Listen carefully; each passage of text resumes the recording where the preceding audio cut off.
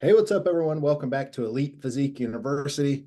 It's been a minute. That even sounds weird to say because we took a nice little break. I'm John Gorman, one of your hosts today. We've got Kayla in the house. Kayla, what's going on? How are you? Good. It's going good. Surprisingly, North Dakota has been very warm this winter, so I'm not complaining whatsoever. Um, Other things I guess I've been up to is I started offering more posing for clients, and I filled that pretty quickly in just a couple of weeks. So figure, bikini, wellness. I even have a first time men's physique competitor. He's 19, so that's super fun. And then just had a few clients starting prep.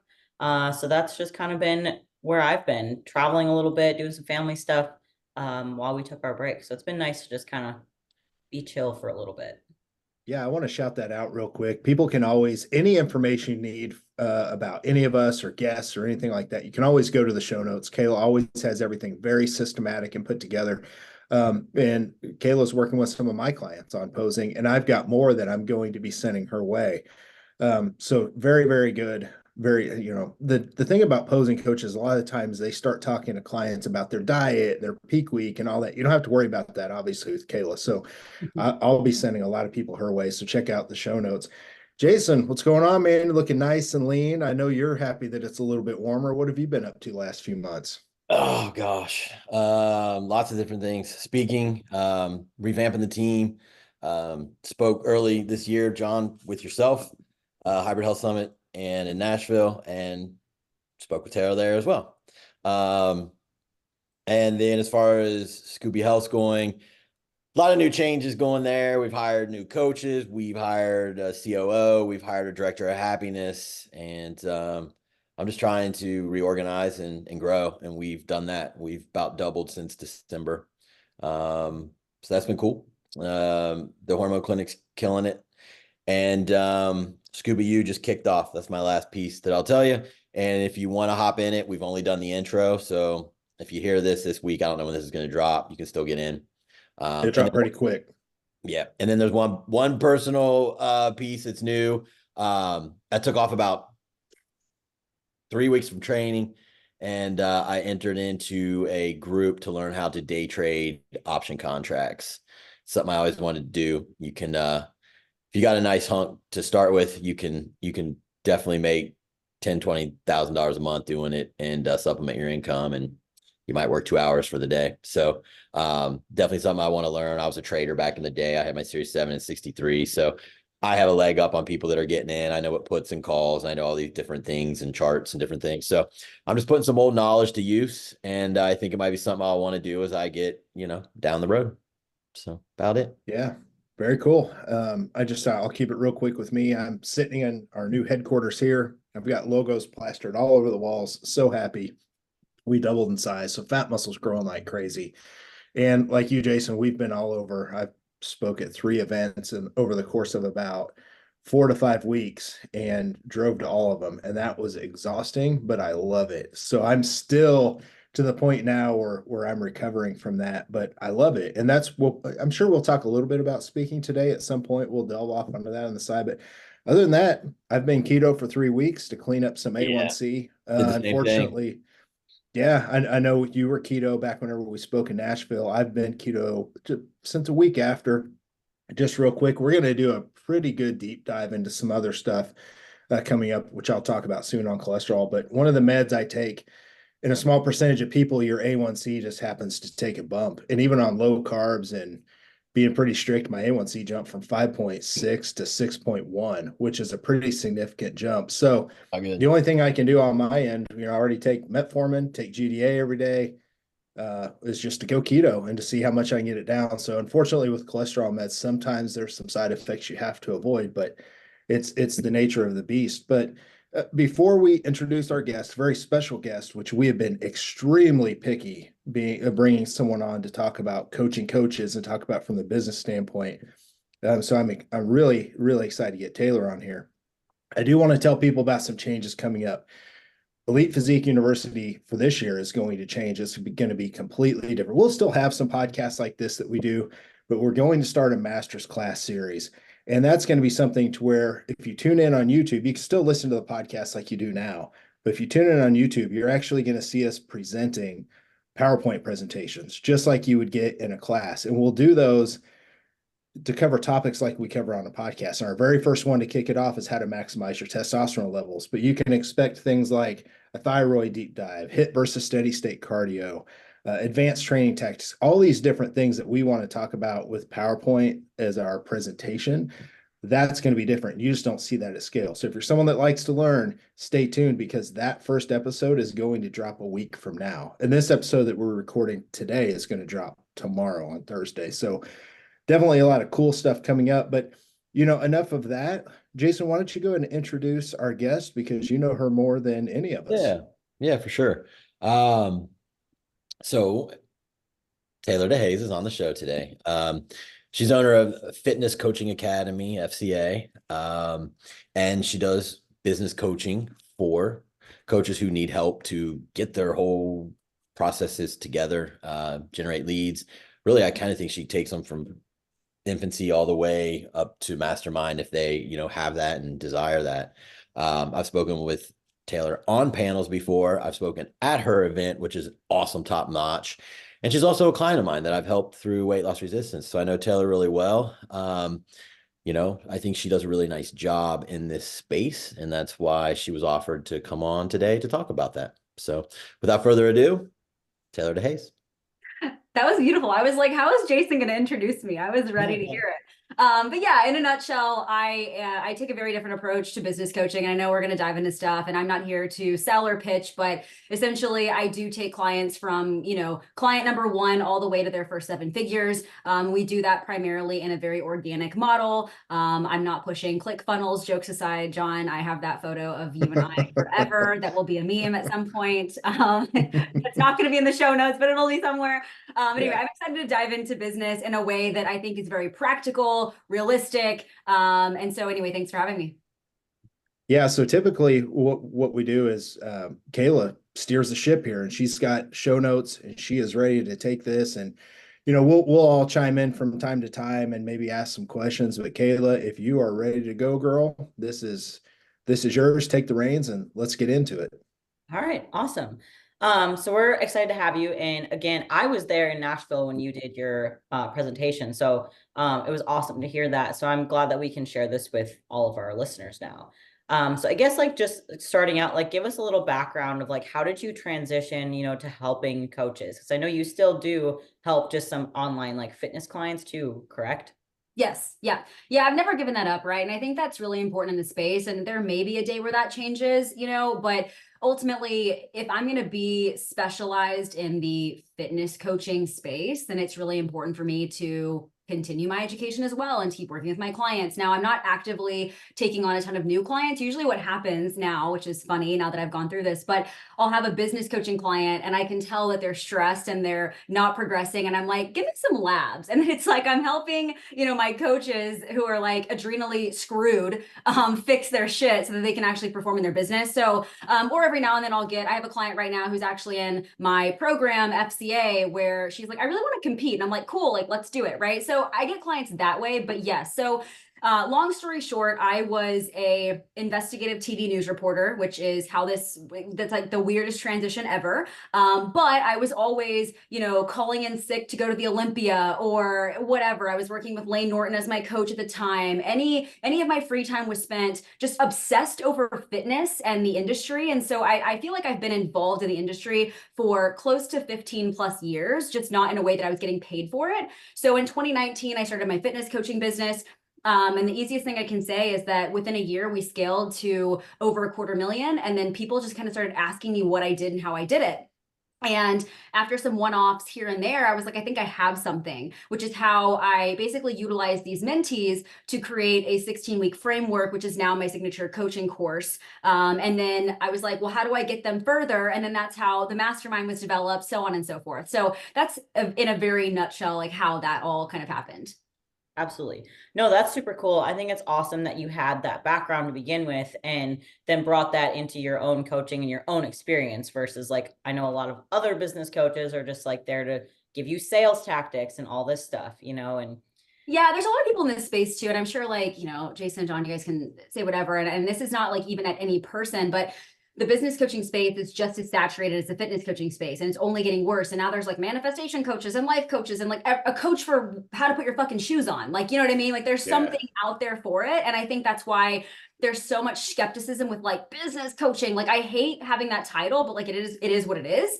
And I think there's also a difference, and you guys can correct me if you want, but to me, there's 3 levels of it. There's like a coach, a mentor, and a consultant, right? And that's kind of how my evolution is with my clients as they keep scaling upwards, right? Like a consultant is like, I'm literally in their business. I'm doing things for them. My team is involved. Whereas like a coach is guidance, accountability, support, things like that. So but yeah, I mean, there's people now that are starting business coaching containers and they've never made $5,000. I'm like, what's happening? Like you didn't start a fucking business. Like, I don't get it. So I totally understand. Or like these business coaches that like have no idea what to look at on a lab. And I'm not the expert, like Jason for sure is, you know, I know my spot in that space, but ultimately, like, if you don't know how to help a client and get them results, you know, what I see happen is, oh, well, maybe it's easier to make money as a business coach. No, it's not. The stakes are way higher, right? So it's like, it's not the easy way out. And it also should not be, your goal listening to this should not be, oh, if I can become a business coach next, or if I can start mentoring, like, no, you can scale a 7-figure business with one singular offer. You don't need to be a business coach. Yeah. And if Go ahead. I was just gonna point something out here. One of the reasons why we've been hesitant is there's so many people out there. The only thing they built is a coaching business. And the nice thing about you, and I'm talking about coaching other coaches from a business standpoint, it's easy to fake the funk on social media, and it's easy to really, like, people can build a beautiful website, they can do all this stuff.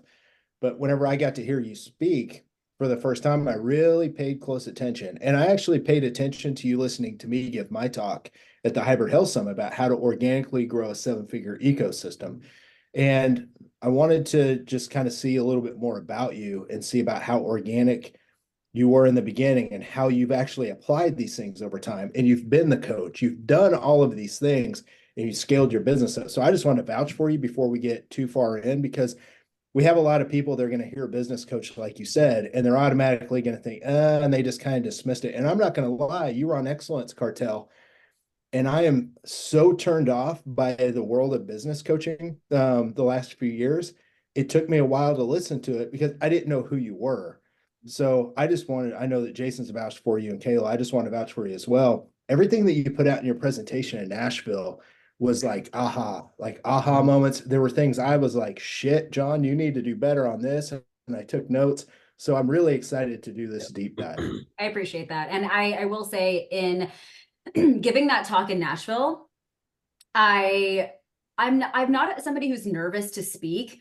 What I was nervous about, though, is I wanted to make sure I had a message that hit home, because when you're in this like old school bodybuilding arena, you guys hate business coaches more than anyone. It's just like this old school way of thinking. And I don't know why or how. I think it's because so many of y'all scaled a business without having, like, it was all messy action. Nothing wrong with that. Same with me, right? But you know, when I say things like CRM or KPIs, you're like, what the fuck is that? You know what I mean? And so I think that when I came into that presentation, I wanted to make sure that, you know, I'm not selling you shit, but I need to make you very aware of what's going to crack and break in the next year or two if we don't fix it. And so I think your audience 100%, like, it makes sense to me, because a lot of the gurus that everyone looks up to in the bodybuilding space, right?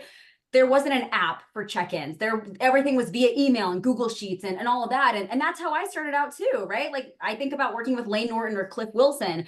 Check-ins were emails, you know, plus 5 carbs. Like, that was my check-in. Okay, cool. And I was fine with it. But everything is so advanced now that it can easily be skewed, like Kayla was saying. Like, you don't know what's BS and what's not. And I know you'll dive into the organic versus paid stuff at some point, so I won't even hit on that yet.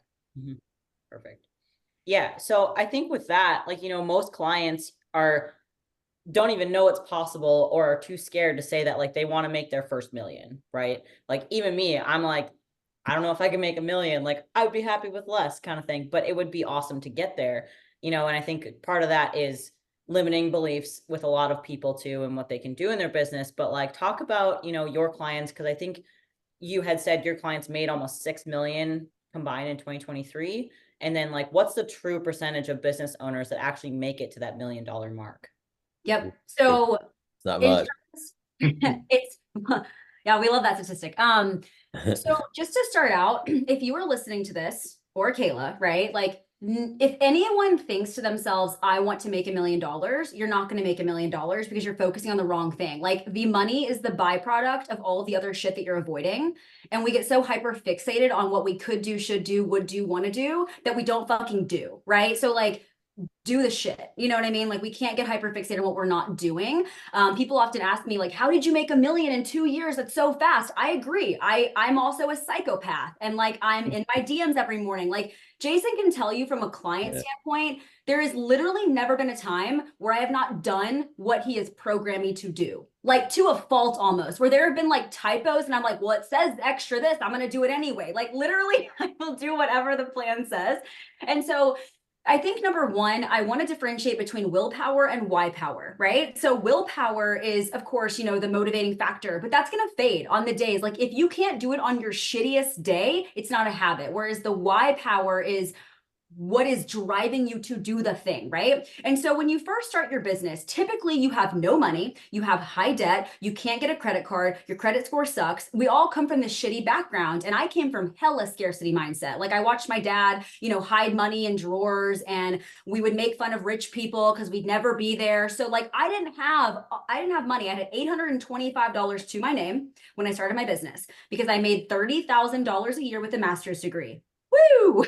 Awesome. So when I first started, money was the driving factor. I had to, or I would have to like get another job in TV or move with my parents. And I'm like, absolutely not.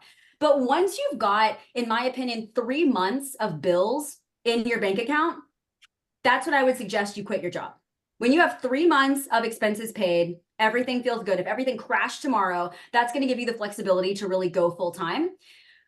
Once you start to get client results, then it's like, what do I need to enhance my efficiency and capabilities? That's where you look at the stability in terms of recurring revenue and all of that, right? But in terms of like the $1 million, I think it's more of like, what the hell is the vision? But you don't know that yet. First, you need to get the client repetitions. And once you start to see patterns, like, wow, I've really helped like 30 people get pregnant. I've helped 25 people heal their adrenals. Then that becomes your niche. That becomes your thing, your stick, right? And then it's like, how do I take that bigger? Is it a team? Is the vision like, man, when I roll up to a, you know, bodybuilding show, everyone sees my logo on the bags. You know what I mean? Like, what's the vision? For me, I didn't know what the hell it was, but I saw myself on a stage.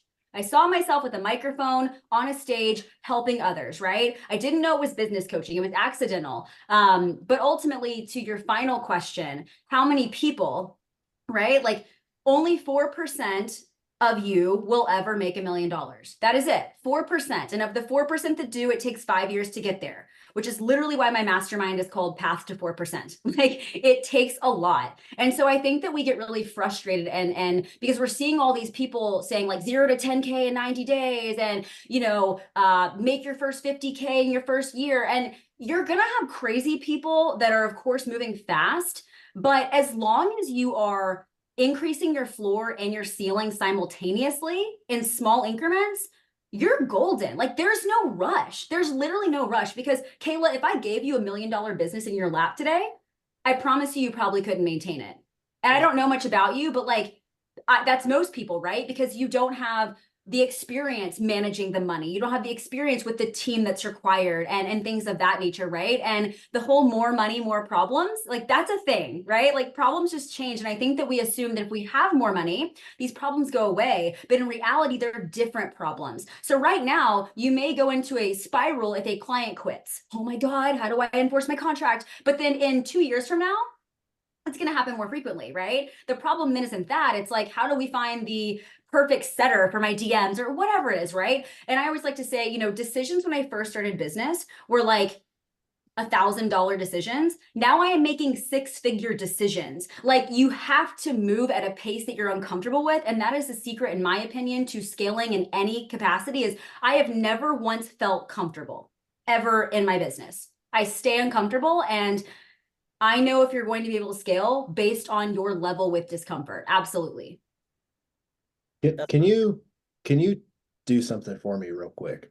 People are going to hear the word mastermind Yeah. and they're gonna have this totally negative view of that. Just like if Jason says flush or detox, everybody thinks they're fucking taking all this weird over the counter stuff. And like, you know what I'm saying? Like, but if Jason explained, flushes, detox, the whole 9 yards, like it makes sense, right? And there's a very explain what people need to understand about the term mastermind and what that means to you. Yeah, and I think that my definition might be different because there are definitely clients. I joke that I'm like the rehab business coach. I get the people that have already been burned by somebody else and are like, please help me. Like that's usually what happens. And so my version of a mastermind is a intimate, high touch container that has a level of one-to-one, but there is a group element. And the group isn't to say that you're all getting group coaching and all of that. For me, like I treat our calls almost like coming to a boardroom meeting. Like you are expected to bring documentation, questions, project updates, all of that to our calls. But then we also have one-to-one meetings on a monthly basis, right? And the higher you scale your business, the less group and the more private there gets, right? So technically my private clients are like in the mastermind, but it's truly private consulting with the element of that. So that's my definition of a mastermind. If you're just in some group container that somebody slapped the term mastermind on, that's not what I would consider that. I think that's super helpful explanation of that because I can say I've been in that scenario and I've been that person that's been burned and I'm still paying for it. And so I totally get it. And that was a mastermind you were in? Yeah, well, it's called a boardroom. Oh, got it. Say no more.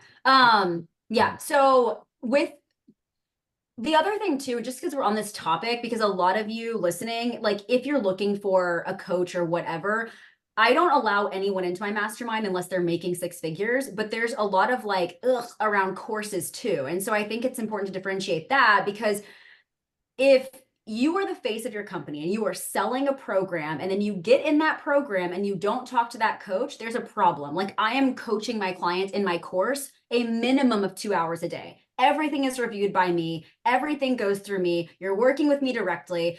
You're just not going to have the one-to-one calls and things like that. You have to earn that, right? And so I do have a team of coaches that work with me in that capacity, but I think that's important too because the horror stories around masterminds and courses are very endless. Mm-hmm, for sure.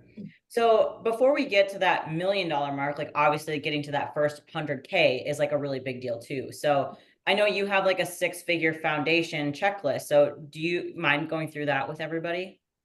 Yeah. So, and it's so funny because I'm like, I don't have a checklist that I'm just gonna like regurgitate or like a list that I hand out. But when you're looking at just building a 6-figure foundation or even a 7-figure foundation, people that are making 7 figures are just doing the basic shit better, right? Like that's really what it is. And so when I think about the basics, all I need you to focus on is getting really, really good at providing one transformation really, really well, right? So that's the first thing. Number 2, I want to make sure that your marketing is dialed in. Again, that doesn't mean you have to have a camera or anything fancy, but you have an actual strategy. The amount of coaches I talk to that just accidentally made some money, got a lot of pay in fulls and don't really know how they did what they did, that's not a 6-figure business. You had more luck than some other coaches. And that's not to discredit what you did, but you're not ready to scale that, right? Like you need to know to get to 6 figures, you need to know, at least for a strong foundation, how to take somebody that is totally cold and close them, right? So I know there's like, oh, cold DMs, right? Like I get it. There's a way to do it that's gross and there's a way to do it that's not gross. But a lot of you are not going to come in as new coaches with a lot of followers. Me either. A lot of you are not going to come in with a ton of referrals. Me either. A lot of you are not going to come in like having any idea of how to reach out to strangers on the internet. Same, me too, right? So it's just about discovering that. And I think that's doing some due diligence on sales psychology and understanding that DM process, which again, I'm not going to cover unless you tell me, but I would say sales, marketing, and delivery are priority. Do not worry about ads, a logo, a website, any of that bullshit. You don't need it. All of the flashy stuff that you're hearing. The whole thing with ads, like I really hope that anyone listening is not spending money on that because a lot of the gurus will tell you that's the way to scale.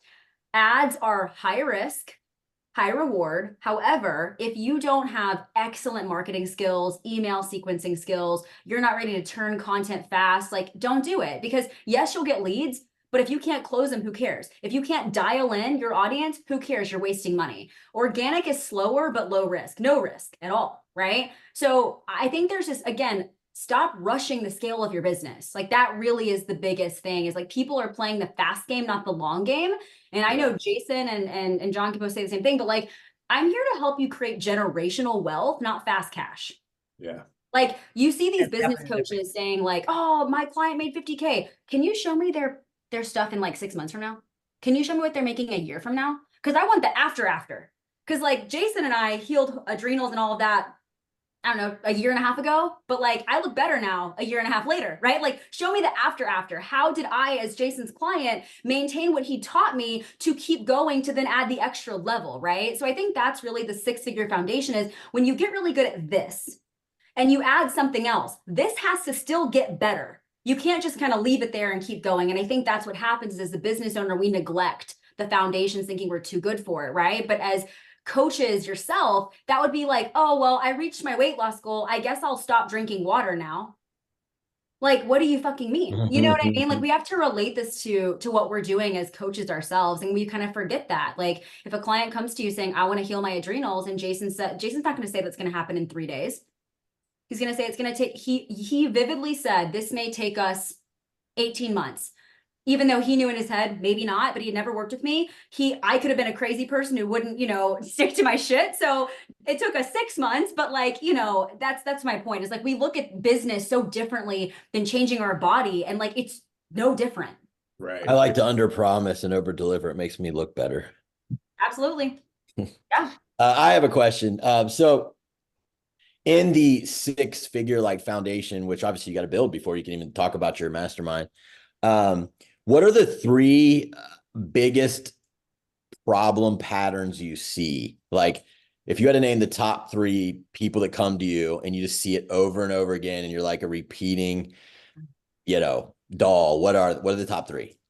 Number 1, people think I'm kidding when I say to get in their DMs, or they don't do it. Like the amount of times where they're like, oh, I'm not landing sales. I'm like, well, that's the result of building a sales process. So like, have you reached out? Oh no, I still haven't done it yet. Okay, cool. Well, like we have to do it, because again, you're not going to get the leads. This idea that like, I'll just post content and like people will find me. No, they won't. No, they fucking won't. So the outreach, there has to be outreach, right? There is a reason that billboards work. There's a reason that cold calls work. Even if we don't want to admit it, they do work, or we wouldn't be doing them. And so there is a way to do it that's not gross, like I said, but you have to send some damn DMs, right? I don't care if it's Instagram or Facebook, but figure out where you're going to start. The second thing is there's this like different, I don't know, it's like people have expectations, but their output doesn't match, which kind of goes hand in hand with what I just said. But I think that because, again, the space is so saturated, like everyone right now needs to unfollow business coaches, or at least follow 1 or 2 that you really trust. Because if you see like 8 or 10 different people, you're going to get all their ads. You're going to get conflicting messages. Like the best thing I ever did was never follow a business coach. To this day, I still do not. I don't want to see what anyone else is doing. I don't want to second guess what I'm doing. I don't want to see it. Now I follow my coach, but that's really it. And then the third thing, I would say comparison. We're constantly comparing ourselves to where Jason is. Like the amount of times, Jason, I hear, well, how can I charge that if Jason doesn't charge that? I'm like, it doesn't fucking matter. Like you can't compare, right? Like I don't think it's, oh, someone's been doing it 20 years, you can't charge that. I think it's like, hey, Jason was undercharging for 15 of those 20 years. So like, who gives a shit? And he'll openly say that, right? So I do not push my clients to charge 4-figure monthly investments. I don't do that. That's not my style of coaching. However, if you're like, oh, I'm charging $100 and I'm scared, please raise your prices. So, and that kind of goes hand in hand with the other problem I see is people lowering their rates because they hear no, when in reality, they need to master their sales and their marketing skills. So I think there's just that's kind of like the 3 main things that I see with new coaches. Yeah, no, those are good. Definitely helpful. So to kind of jump around to that from the 6-figure to 7-figure. So to make it to 7, what are some of the things you don't need that everyone else is out there selling? Like you kind of mentioned on the ads, like, is there anything else, like multiple offers, or like, do you need to have a big team to get to 7 figures, that sort of thing? No. So I always like to explain 2 paths to get to 7, right? So number 1 is the assistant coach route. So a lot of coaches are like, I really want this big team. Now, if you don't want a team of ACs, do not think you have to do it to get there, but you're probably going to have 250 clients on your roster. I mean, you know what I mean? Like that's the reality of it. But if you're like, I don't really want to manage people, I don't want to do that, then you don't want a 7-figure business. That's really all I can say there. So figure that out, because I don't think anyone wants 250 clients. So that's the first path. Jason's like, been there, done that. No, thanks. Not quite there, but I've been high, and it's the way to bring your health down real quick. I maxed out at 75. Okay. Like that was my max. And, yeah, the other path is building something additional that would be like a course or something like that is a high ticket course. Now, I'm not talking about something that funnels into your one-to-one. I'm talking about like, you know, okay, I'm really freaking good at contest prep. I'm going to create a course that teaches coaches how to be excellent at peak week, which no one's done that yet. Someone should maybe do that. But you know what I mean? Something like that, where they're selling it to other coaches who will pay them $5,000 to $10,000 to master that skill, right? But to bring in something like that, you need to stack that MRR as high as possible and pause for a second, because this whole course thing is going to take you a minute. So if you don't have a predictable funnel, this MRR that you're used to is going to drop and you're going to have a panic attack, right? So again, maintaining that foundation. In terms of team members, all you need for 7 figures in terms of like personal team would be a business manager, probably a virtual assistant, and then a setter. So somebody in your DMs that is setting appointments for you. Those are the 3 things I would suggest. You can always get a little in the weeds with, you know, maybe foreign hires, like maybe you want to hire somebody to do your graphics or whatever. You don't need a videographer. You don't need an editor. You don't need to do any of those things. I was very late in the game, but the whole thing with video is so many studies show, because I know this is a question that I get is like, when I need to hire a video editor, I'm like, you're barely making $10,000. No, you do not. So, you know, sound is much more important than video. You can have a mediocre video, but if the sound is crisp and clear, you're good. If the video is crisp and clear and the sound is like muffly, it's not going to get plays. So I think it's important to understand that too. But that's really what I would say. And then also having more of an omnipresent marketing tactic, right? So if you've mastered Instagram, let's build a Facebook group. Let's maybe start a podcast. Let's look at our sales funnel, right? Have you created lead magnets and opt-ins and ways to nurture people via email list, right? Because, you know, we're sending automated text, emails, multiple sequencing. Like when you come into my ecosystem, you're going to get hit from 5 different angles, right? And so if you're listening to my podcast, getting my email, seeing my post, you're spending 3 hours a day with Taeler. When you're ready to hire, you're going to hire Taeler, right? So it's like saturating all of their stuff, right? So that's my train of thought. And then in terms of ads, you can run ads a little bit earlier than I did, 100%. I waited until I hit seven figures just so everyone is like clear. Like I did not use ads to get to 7 figures. But I'm also a psychopath. And again, I have a really solid organic sales strategy. So if you have a team of ACs, I would say, why not run some ads to some lead magnets, but you're not running ads to your one-to-one offers, right? And I think, again, just to give you perspective, in the last, you know, month, I've had to re-record like 12 different ads, and I've updated sales pages and it's almost a part-time job to run ads. So that's why I say don't do it early if you're not fully prepared to like bring in excellence and try and test, because ads are high risk because you test a lot and you lose a lot, right? You win, but you lose a lot. So keep that in mind. I can personally Finally. say, I just wanted to talk about ads real quick. You know, made it to 7 figures, decided, okay, let's go ahead and put the hammer down on some digital ads. Brought a really good marketing company in, spent $20,000 testing, seeing what didn't work, and brought in $2,100. And this was over the course of 3 to 4 months. And this company was doing everything that they said they would do. Like I'm not going to get into why it didn't work, but like you said, high risk, right? Because you have to get something to hit and land. And my cheap ass, I was like, I'm fucking out of here. So we went back to an organic strategy and we grew 22% the next year in all of our businesses.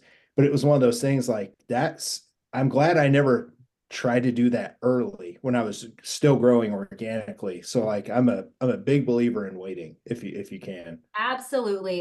Again, it's that shiny object syndrome. Like oh, well, my mentor's running ads and said it would work. Like, okay, great. But your mentor is probably not running the ads for you and dialing in the audience. You know, we tried to run ads before the $1 million mark. We played around with them for like 2 months, and I hired an ads manager and she was great. But transparently, both her and I were like, you know what? I'm not at a place where I physically have the time to keep recording this stuff every week or updating my emails. Like it's literally a part-time job, truly. Like it really is. And some weeks there's like nothing. If we, you know, we recently just discovered that we're down to like $2.50 per lead. So we're like cranking the ROAS right now, which is awesome. But like that's going to change in 14 days, I'm sure, when cost per lead goes back up to 20. I'm about to re-record a bunch of shit. You know what I mean? So it's like understanding that if you can keep your profit margins as high as possible for as long as possible and build that capital, because that's the key when you're trying to scale past 7 figures, is how can you outspend your competitors? If you can saturate the market more than them, you win. Assuming your product is great, right? But that's really the game after the 7-figure mark, is who can dominate the ad industry, right? Can I ask you another question here? Sorry if I'm stepping over you guys, Jason and Kayla. How many times do you see people get caught up in doing what other people are doing? And I'll give a perfect example, especially people that are making a lot more money and you get caught up into thinking you have to do that. For example, one of our main competitors in the supplement industry, they do a lot of influencer marketing and they throw a lot of money out to have influencers represent their stuff. And it pays off, right? We're still growing organically, but there's always, you see that stuff and people see the other stuff that's being put out there and they're like, fuck, I got to do that. How often are you seeing that in the people that you coach? Daily Okay, with my people that are earning a little bit more. I'm not going to say 7, but like, let's say, oh, I hit my first, I don't know, 200K year, right? Whatever, 250K, something like that. We start to get this shiny object around like downsells and apps. I'm like, you don't need an app. Like a $9 app is not going to get you there, right? Like just because Jessica375 Fit on Instagram has an app and has 1 million followers, that makes sense for her, right? Right. But I think that we oftentimes forget, like we're comparing to influencers or just people in the industry that we don't know. And it happens across the board, like, but it creates paralysis. And that's why I'm saying, like, just unfollow these people if you start to think that or have this comparison, because to me, that is the biggest thing holding you back, is the comparison and the paralysis. Like some people don't know how to work through stress. You know what I mean? They start to get stressed about where they're not, stressed about where they haven't gone yet. It's like, well, you know, think about anything you worry about just in general. Like if you, I mean, I think we all probably are type A's in this room. So like anytime you worry about something or stress about something, how many times has it ever actually happened? Like truly, most of the shit we stress about doesn't actually come true. So with that being said, you're wasting energy. And that's why I joke about always being uncomfortable. I stay moving so I don't slow down. You know? And so I think the comparison is the #1 killer with the shiny object syndrome. Yeah. Jason, you were going to have a question. Do you still remember it? Yeah, I was just gonna say, define a magnet lead. Oh, a lead magnet. So that's just like something free that somebody can download, right? So whether it's a workshop, a template, something like that. And the whole purpose is that once they download that, there's going to be a string of emails attached to the back end that they're going to get over the next 2, 3, 4 weeks, maybe, depending on how long that is. And then if you've got a setter in your DMs or whatever, you're looking at who's opting in to that and then reaching out to them and starting conversations. And then that's what you would run ads to as well, or things like that. So we don't run ads. Well, we have a few, but we are not running ads directly to a program. We're running ads to little things that get them in and warm first. Yep. Makes sense. Okay, so kind of circling back to like your offer, because that's like a big thing that you touched on, was just having like one good offer, and you mentioned that earlier. So can you go over like how you necessarily scale that? You know, you talked about charging enough, like when to raise your rates. You know, when do you feel like you have to like add more to that to make it more valuable, kind of a thing? I don't think you ever need to add more to make it more valuable. I mean, don't get me wrong. If like every client is asking about the same thing, maybe create a resource. But the scalability isn't always about units sold. The scalability is, how can I sell the framework, right? So like, is the framework scalable? I mean, in terms of just like quite literally, can I scale this? If you're somebody doing weekly calls or even monthly calls, please cut those out. Like that's not scalable, literally, that's not. But if you're like, how do I take this offer and scale it to assistant coaches or teach other people? It's having some standard operating procedures around every single part of your offer, how you onboard a client. So if I come into Jason's business and I'm sitting next to him at his computer, right? I'm like, hey, Jason, I'm going to be you for the day. Teach me how to onboard a client and do a check-in. Jason's going to be like, okay, step 1, step 2, step 3, like he has assistant coaches. So when they come in, they're like, here's the checklist, right? So that's when I think about the scalability of it is what can we automate? What can we delegate? What can we delete? Because ultimately, as you scale, not everything needs to be you. You know, I see a lot of coaches still doing onboarding calls. Why? Everything can be automated. You don't need to do that. So a lot of things that we're spending time on, we could obviously remove or just like automate, right? And that's where either a VA comes into play, having assistant coaches to offload those kinds of things. So when I think of scalability, like, of course, yes, price raise is part of it, but it's more of just like, what is the framework of your offer and how is that what you're actually promoting over time and scaling? Right. So with that, you know, and making things more efficient too, because I know I deal with that sometimes where I'm like, well, if I'm doing this check-in like faster, am I giving them the same quality? You know what I mean? Where like, I feel like it's not as good if I'm doing it quicker, if that makes sense. Yeah, I always shoot for check-ins in terms of fitness coaching clients. I mean, if it's a brand new client who's got like a lot more questions, the lab review involved, like 15 minutes tops. That's not the Loom video. That's me saying from the time you open up their stuff, look at it, send a Loom video, 15 tops. But you're really trying to get your check-ins down to like 10 minutes, 5 minutes maybe per client.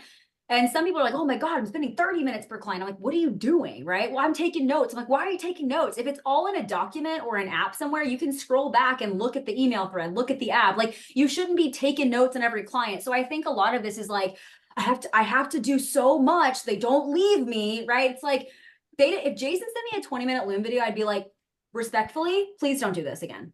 Yeah.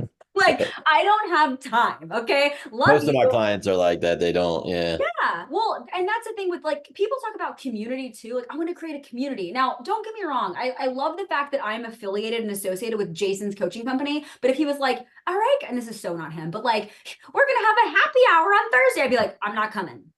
Like, I hired Jason for Jason.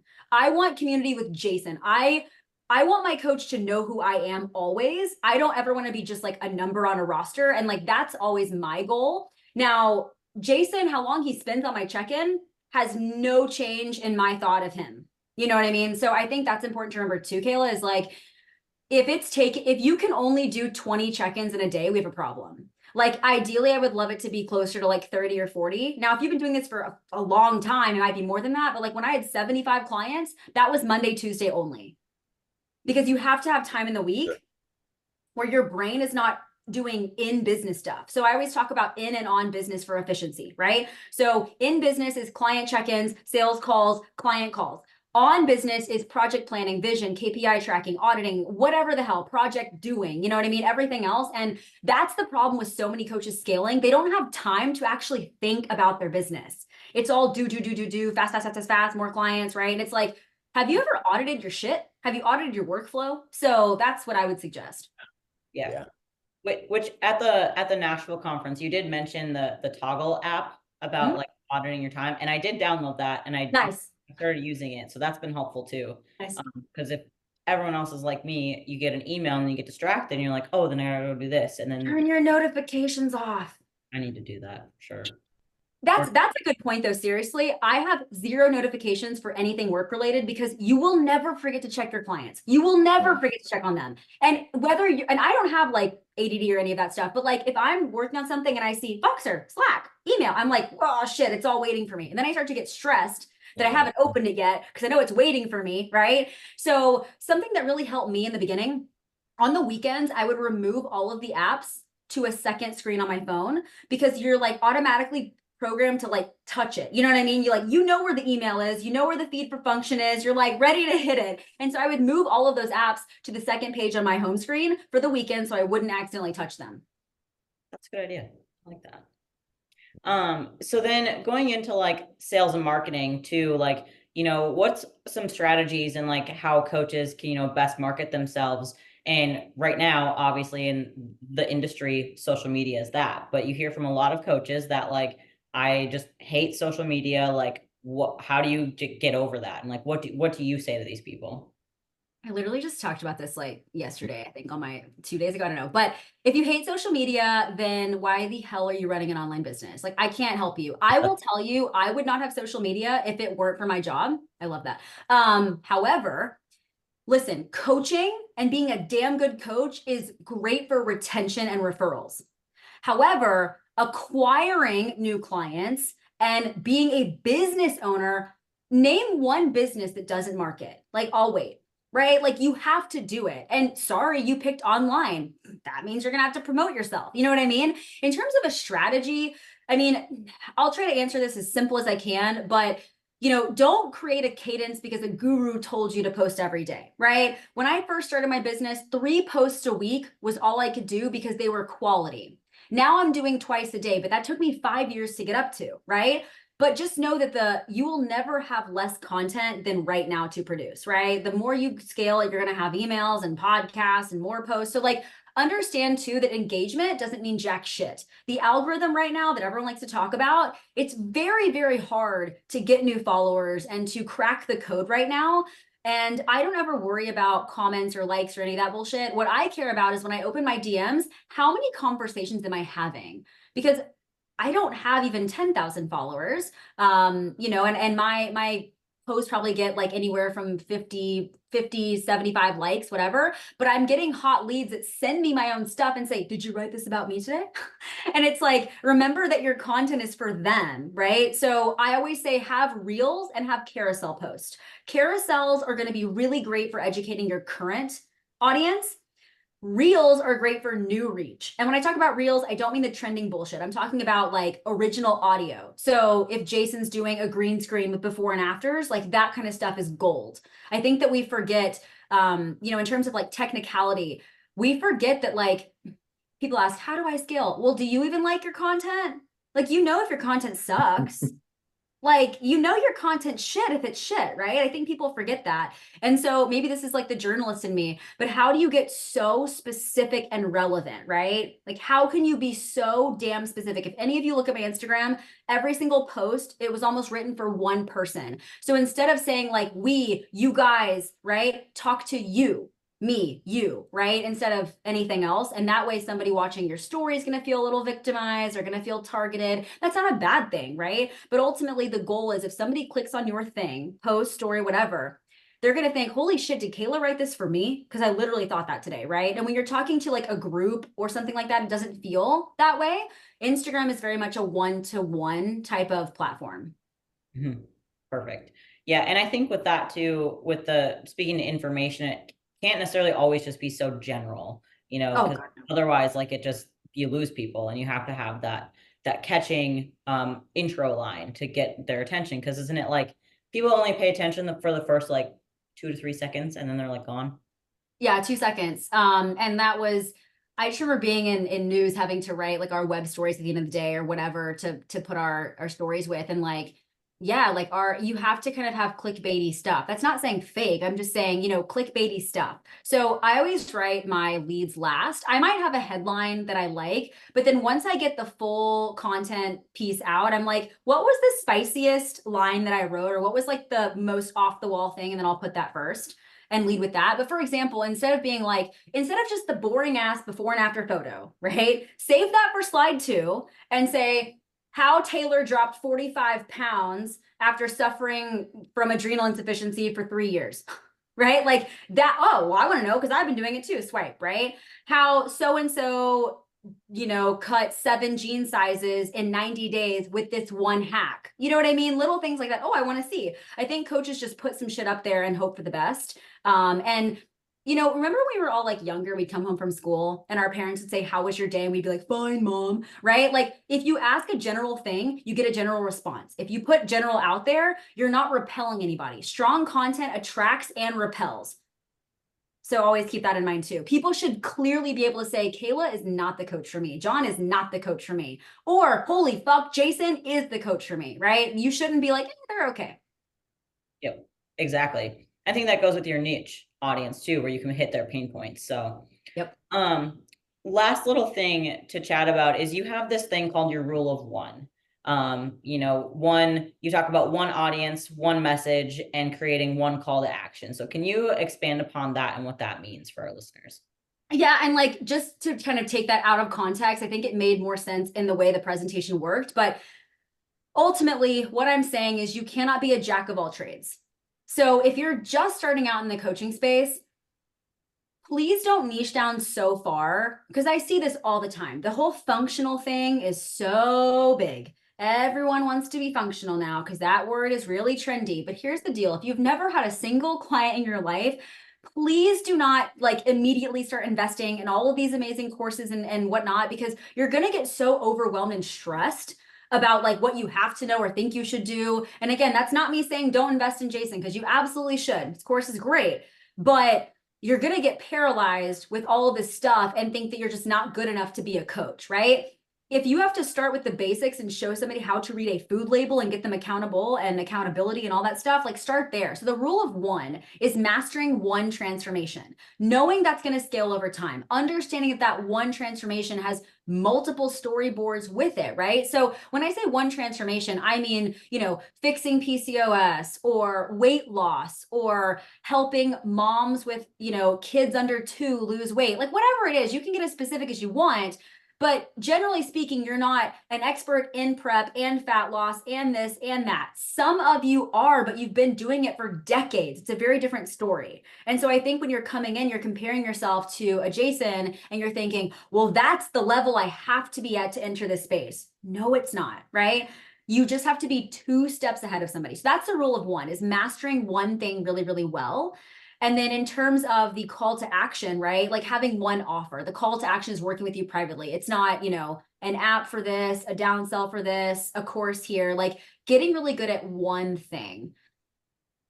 Perfect. Yeah. I think that's also where a lot of people go wrong, is they want to like niche down right away, but they just don't have the clientele. And I personally think that working with Gen Pop to begin with, and even in person, helps a ton to begin with coaching. Like that's what I did. And it helped me a lot with like communication skills and just, how to explain things correctly too. So Absolutely. And I think that a lot of us, get into coaching, and because maybe we've had a coach forever. Like I've had an online coach since 2014.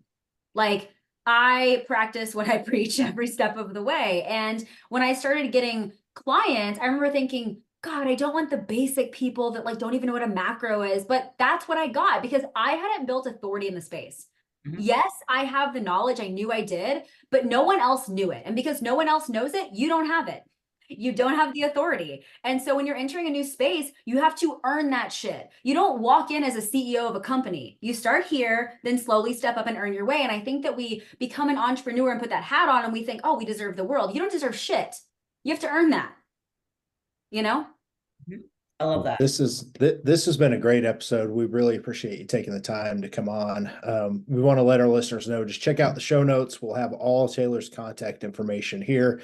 I know you work with some of my clients on the business end as well. So like the thing about us in this podcast is we try and all do business together, or bring people on that we know and trust. And Taylor is definitely within our circle here. So thanks again for coming on, Taylor.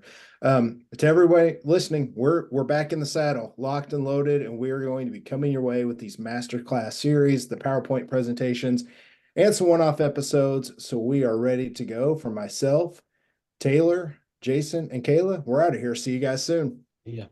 Bye. Yeah.